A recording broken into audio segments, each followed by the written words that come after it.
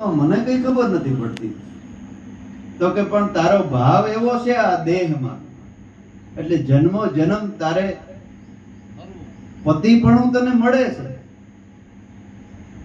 પણ દુઃખ તારે ભોગવવું પડે છે. આ તારા અવતારોને આ રૂંઢ માળા મારા ગળામાં પહેરી છે. ઓહો, મારા એટલે અવતાર થઈ ગયા? તો કે હા, એટલે જ આ ડોકમાં પહેરવી પડી છે. હે કીને જે પાનાર પડી જતો ભોગવવું જ પડે. તો કે આ નામ તો નારદજી કે આવ્યા. નારદજી આવ્યા એટલે શિવજી આશ્રમમાંથી નીકળી ગયા. હવે બધું થઈ રહ્યું, કારણ કે સંત સિવાય કોણ બતાવે? નારદ કે માતાજી તમને કઈ ખબર? તો કે ના.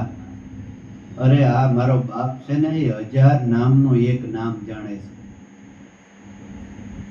તો મને તો કીધું નહીં. તો કે તમે માગણી કરી કોઈ દી? તો કે ના, માગણી કરો તો દે ને. એમ કરીને નારદજી વયા ગયા. પાછા શિવજી આવ્યા. પાર્વતીજી એકદમ ખીજાઈ ગયા. જેમ તેમ મારાથી તમે અંતર રાખ્યું. જુગો જુગને હું તમારી દાસી થઈને રહી. એમ કરીને પાર્વતીજી શિવજીને કહે છે. શું કહે છે?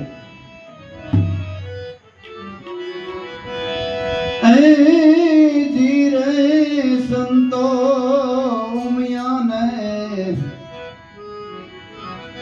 આશ્રમે ઋષિ નારદજી પધાર્યા.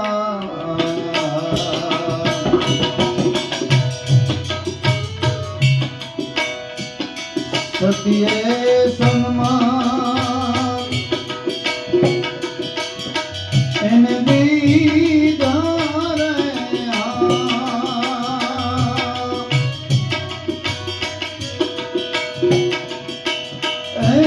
જીરે સંતો ત્યારે રૂંઢ માળાના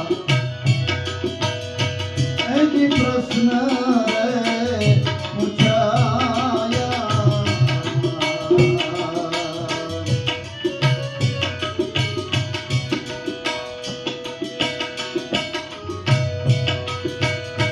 સતી ઉમિયાને ઉપદેશ